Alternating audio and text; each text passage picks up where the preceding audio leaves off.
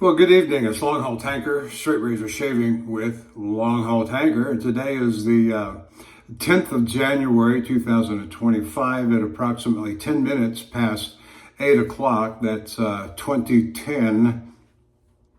And I am in Odessa, Texas at the Holiday Inn Express. And guess why that might be? I'm on breakdown again. And you'll remember last weekend to Monday, so Friday, Saturday, Sunday into Monday afternoon, breakdown. And here we are again.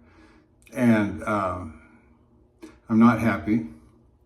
The breakdown occurred while I was in bed at 12:30 a.m. this morning, and I didn't want to do it, had to do it, called my boss. After all, he had been telling me about all of the other people that have been calling him in the wee hours of the morning because they're broke down too. And so Odessa, Texas, overnight low was 27 degrees. And so I called. Said I'm broke down, the engine's not running at all, sputter, sputter, putt, putt, and gone. And I'll say more about that. Well, let's go ahead and introduce the equipment and get on with the shave, the razor. It's going to be a thorough shave, but it's going to be intended to be a slow shave. But are any of them? Are any of them? Free door inox. J.A. Henkel. This is one of my very early razors. It's a very nice razor as well. It does have, let's see if I can get them in focus. You see the scratches there up near the spine. But other than that, it is now there is a pattern, but it has largely been sanded off by whomever over the years. And it's a lovely razor, inox, stainless steel, and very sharp. It came sharp to me when I ordered it, and it was from Japan. And the only thing I've really ever done to this over the years is I've used this on a dry Zulu gray, and it has kept it in perfect. In fact, early, back in 2015 and 16, this was probably, as I was getting started, my sharpest razor, and it used to scare me. It used to scare me. The soap is a Barrister and Man Waves, and then the luxury shaving soap you'll see there, and it has a delightful oceanic scent. Oh yeah, and so hopefully it's got the omnibus base, I believe. Yes, omnibus waves, Barrister Man. But I have had one of the omnibus base Barrister Man soaps that lathered up very nicely, and the other one just came across like paste. And so we shall see. I've had a nice hot shower. I need sleep is what I need. I have been up almost since 12:30 this morning. Went to bed about 11 o'clock last night. My delivery was supposed to be this morning. It has not been executed. I still have a loaded trailer, which, I'm not happy about that, but there wasn't anything I could do about it. Nothing I could do. And so here's what was going on. I went to bed. I went to bed about 11 o'clock last night. And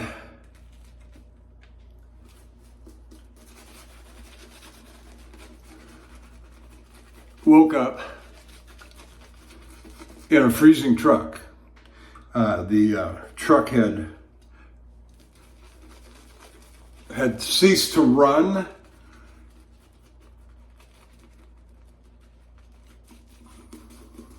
Now, I'm not a mechanic, and I've said it many a time, I'm not a mechanic and I don't want to be one. So, that said,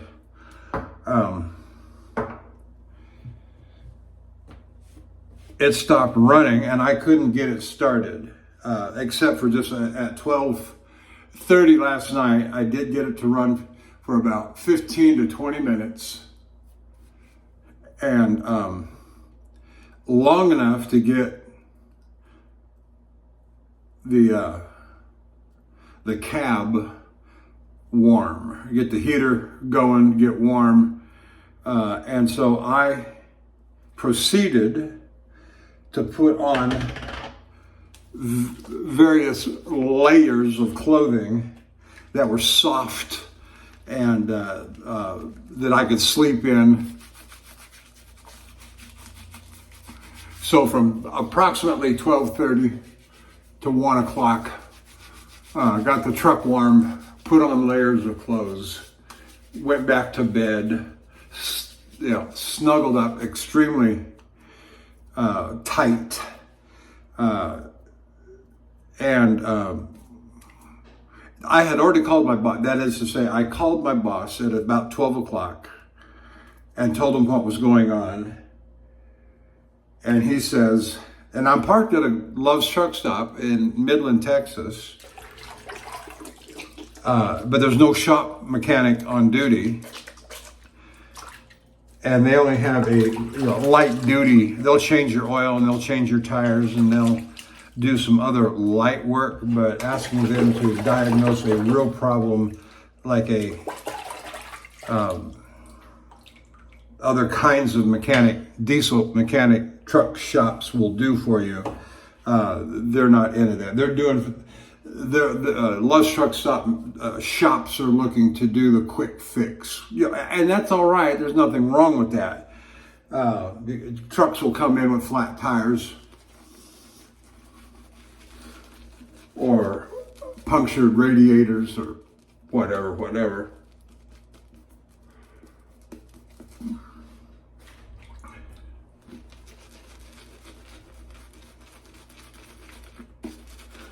And so my boss at about 12 o'clock, 12:15 this morning, in the wee hours of the AM,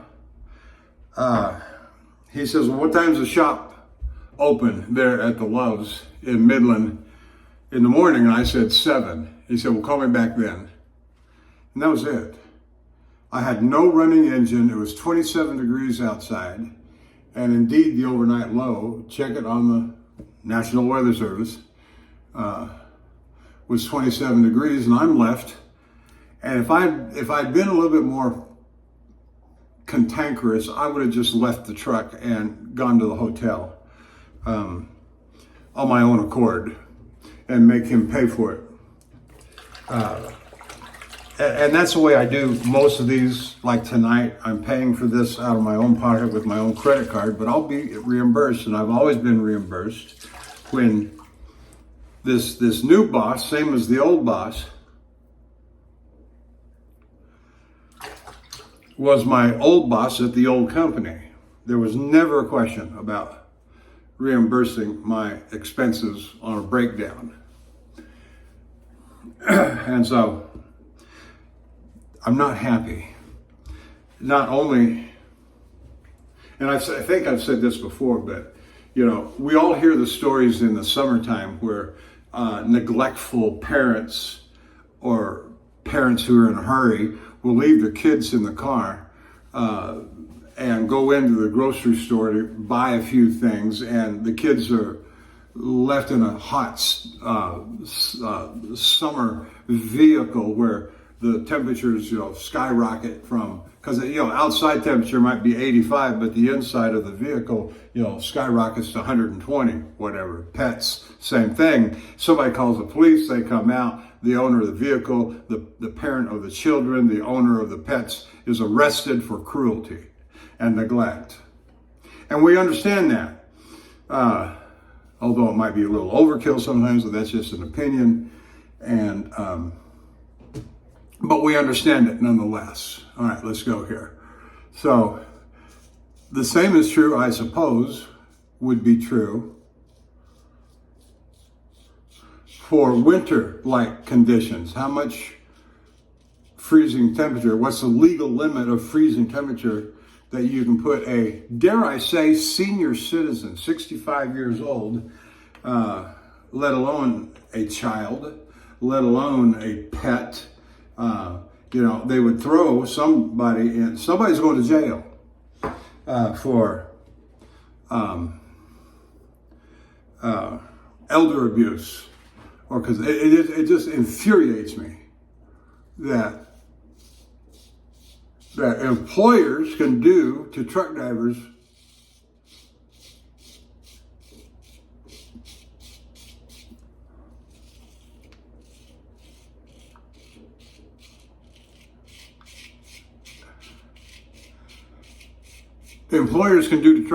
what would never be allowed to their grandparents. Yet the driver's the grandparents' age and physical attributes, physical characteristics. I may be, I'm not the, in fact, I've been rather on the sickly side here lately with so much weight loss, unexplained weight loss.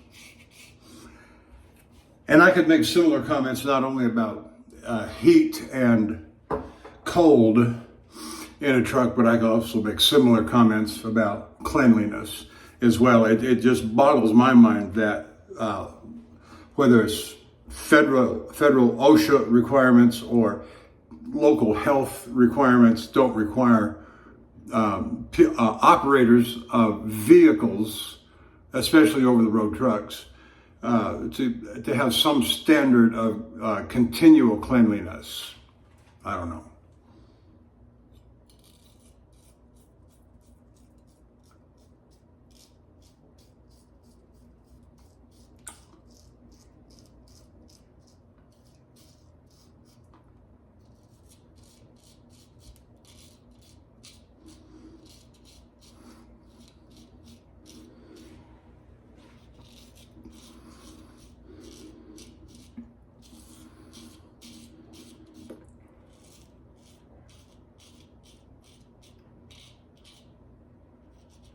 Now, I did want to comment on my good friend Eric, Cajun Blade. There are so many, I don't remember exactly what he said, but it was a kind of a takeoff on something I had said about edges and the size of a razor. Remember, I used that little 4/8 not long ago.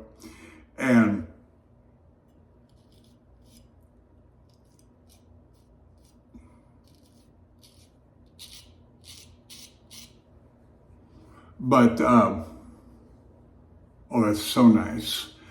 There are so many different facets of what it is we do with the straight razor, with the shaving brush, with the soaps, with the accessories, aftershaves, strops, hones, sharpening hones. And it's always a good idea for anyone who's going to become involved with the hobby to be at least a little bit acquainted with a little bit of the equipment that you're going to use or want to use. Some elements of it, you could dive in deeper, maybe practice a little bit more and better on honing and have sharp edges.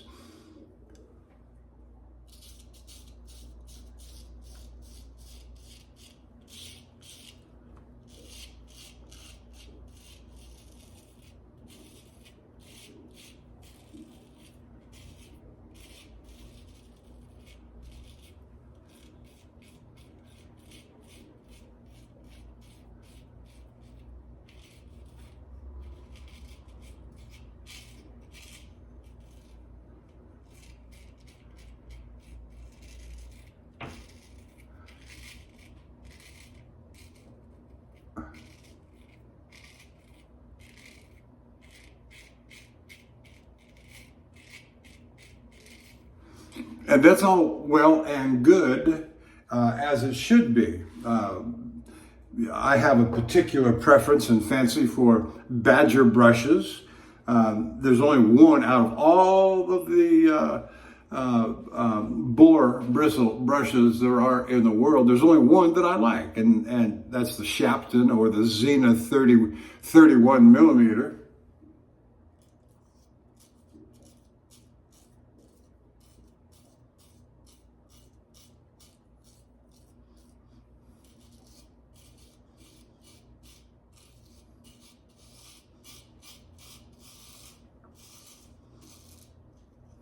And I forgot to say something about the brush that I am using tonight, and I should have said something. And this is I think it's a 26, maybe a 28 millimeter high mountain white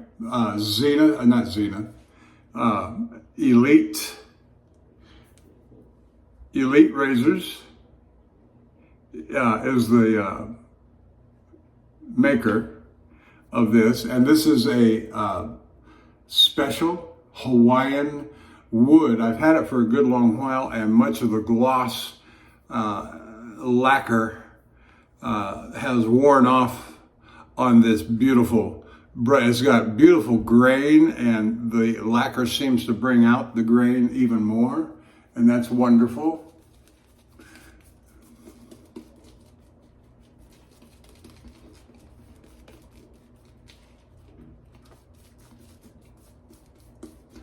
And it's a very soft brush, very wonderful, with good, adequate backbone.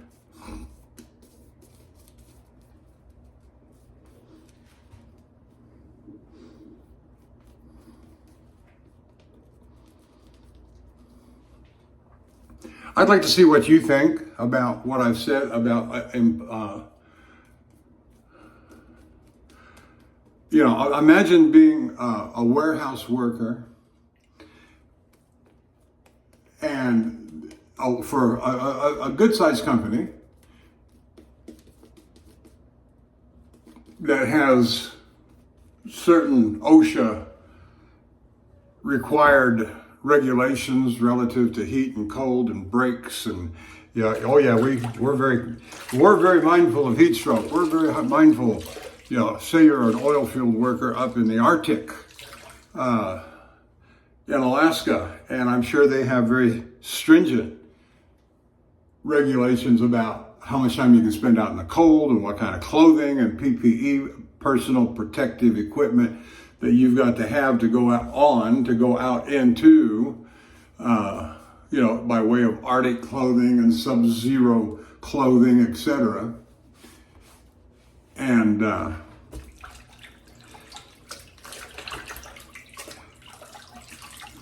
it would seem to me that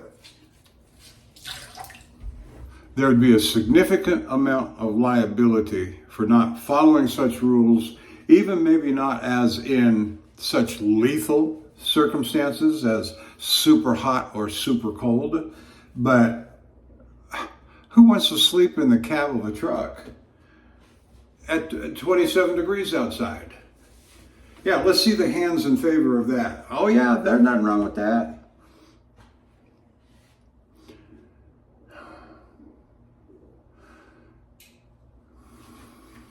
All right, I don't remember if I did this side of my face. I remember doing some of it, so we're going to do it again. Yeah, I don't think I did it because I feel it cutting.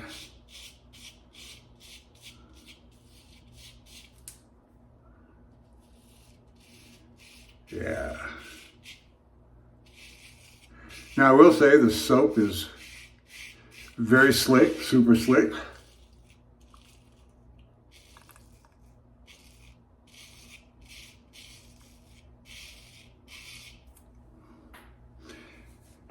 Got a nice big grip on my shirt and my hand.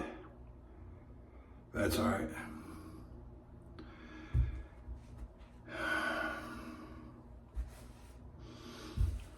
So I didn't get any sleep last night. I laid down after I got the engine going at 12:30, ran for about 20 minutes. And that's something that happened over and over. Once the Love's Truck Stop shop opened, and the people were very good. They were very nice and helpful. But the one thing that we amply demonstrated over and over. Now, here's some of you diesel mechanics can chime in here, because about 3 weeks ago, I noticed that the sight glass, the diesel water, fuel water separator was full, or 10. It was above 50%. And that is about the time you want to change them, approximately, or just above 50%. And so it got changed, and so that was about, as I say, about 2-3 weeks ago. And it was full again last night, because at 12:30, when the engine went off, I got up out of bed, put on some clothes, went outside, popped the hood on the big truck, checked all the fluids, did all the stuff I'm supposed to do. And at the same time, noticed that the fuel separator was, they call it the sight glass. For those of you that may not know, it's called the sight glass, because the top part, it's about 7 to 9 inches tall. The bottom part is plastic, has a screw down glass dome on it, and it's all glass, and you can see the filters in there. You can see the filter. You can see the height of the diesel fuel, and it doesn't normally. Average operating is somewhere between about 20 and 40%, just below half. And anytime it gets over half, that's when you start watching it real close. And the higher up it goes in the dome, in the sight glass,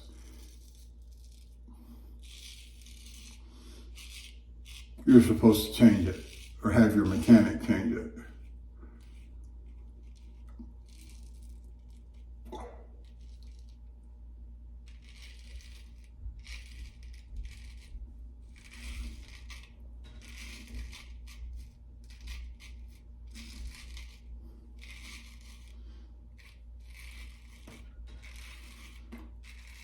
And I have had breakdowns before where the sight glass was so full that it would start clogging. And certainly in extreme freezing temperatures, down in single digits, but up there 27, 28, 29, just below freezing, just below 32, it's not likely. It can. Especially if you have some bad diesel, and there are shops that will sell, not on purpose, but whatever, bad diesel.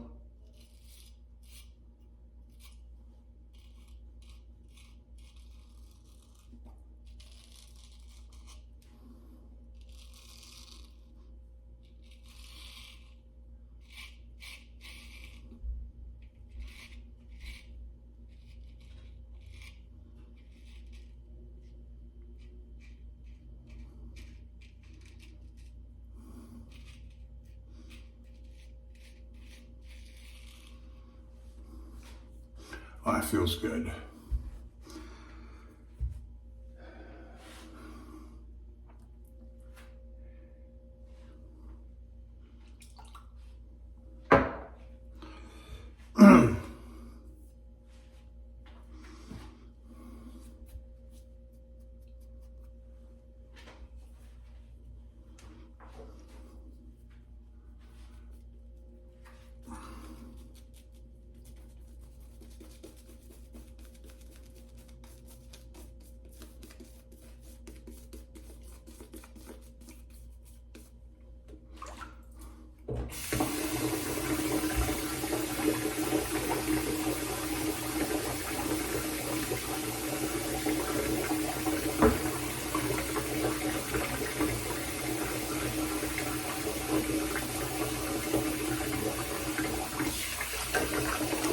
And so I didn't finish explaining what we demonstrated with the Love's shop personnel this morning is that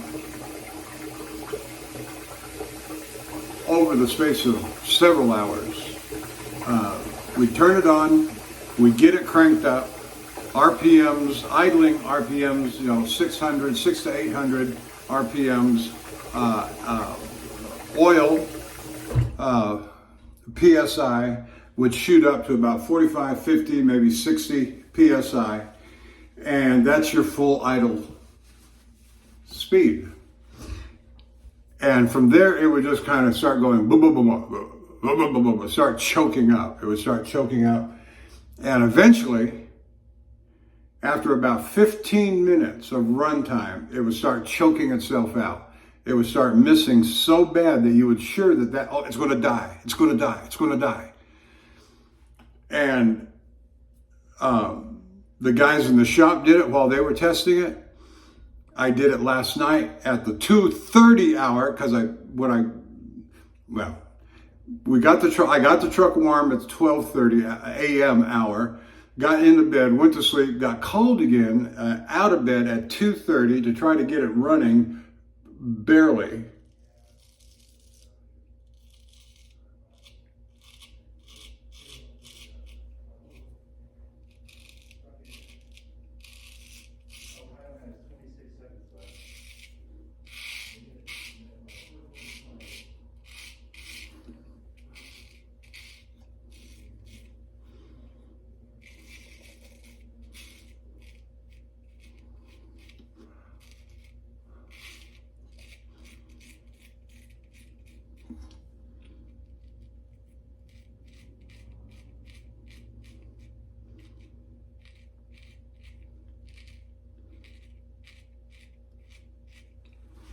I said 2:30 hour. I should have said 4 o'clock. I don't know why I said 2:30, and I apologize. My brain is fading. But it was the 4 o'clock and the reason I remember that now is because I had my delivery was originally set for 9 a.m. this morning, and of course that didn't happen. But I had my wake up alarm set for 6:30 to get up out of bed. And so from 4, I had approximately 2.5 hours until I was supposed to get up after the problems I had at 4 o'clock. And again,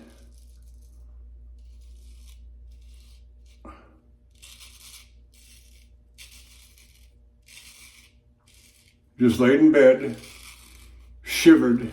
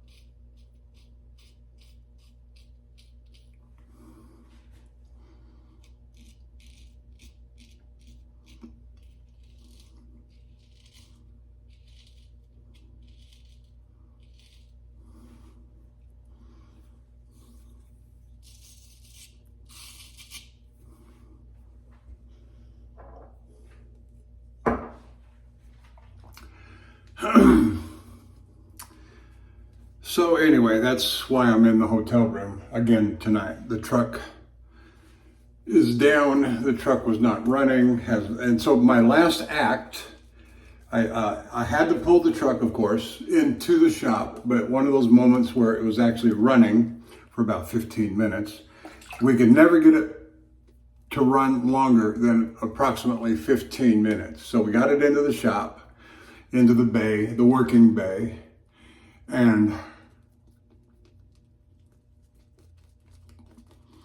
and then at the end, about 3:30 this afternoon, 3 o'clock, 3:30 this afternoon, and they were awfully gracious. They should have told me to exit about 1 o'clock, 1:30, the bay to get the truck out of the bay, but they didn't. They weren't overwhelmed with business, surprisingly. And so I said, I would feel better if I just go ahead and pull it out of the bay, because I'm going to have to start calling for a hotel room here pretty soon and make my plans for the evening. And she said, well, do what you. There was a lady manager, been there for 15 years, a long time for her. Anyway,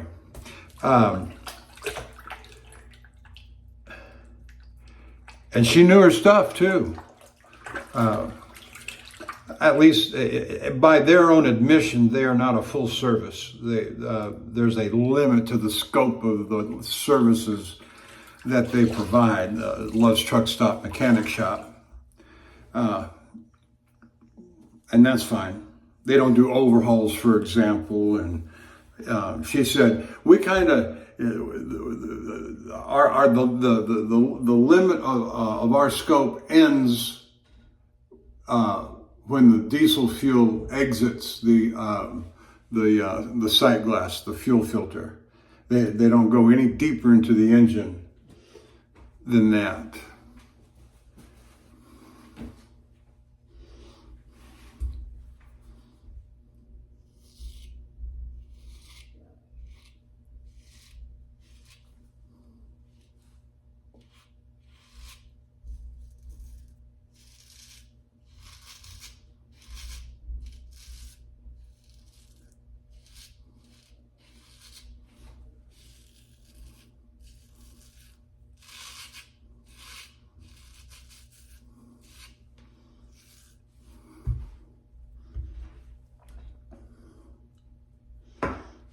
So all these different elements of straight razor shaving, from the razor, the edge, the honing, fascinating stuff. It really, all of it is.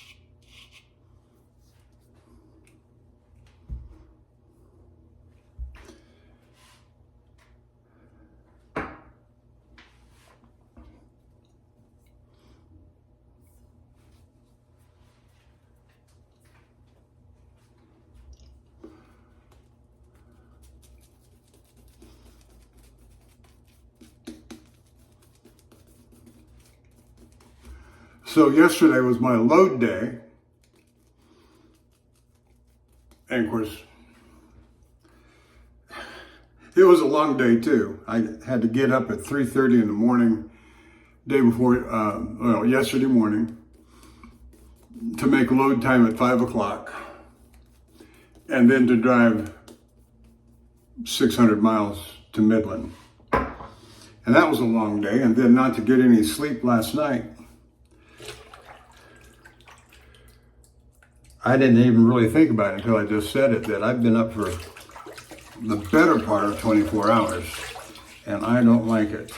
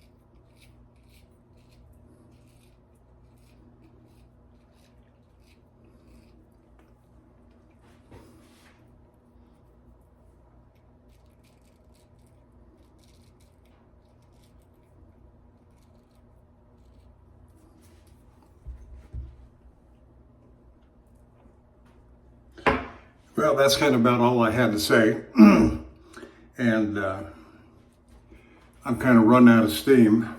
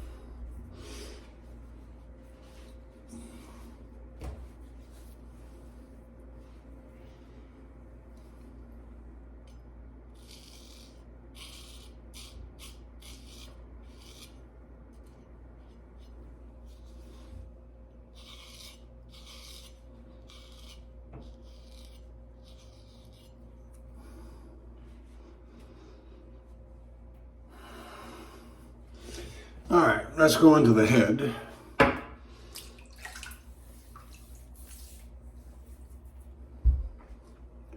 I'm going to use the same razor on the head shave.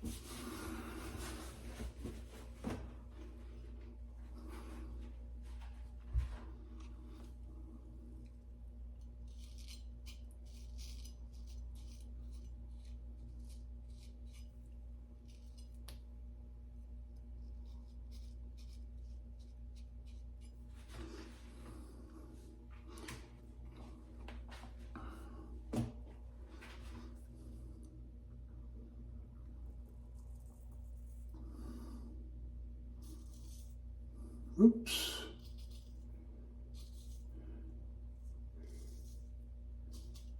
Uh-oh.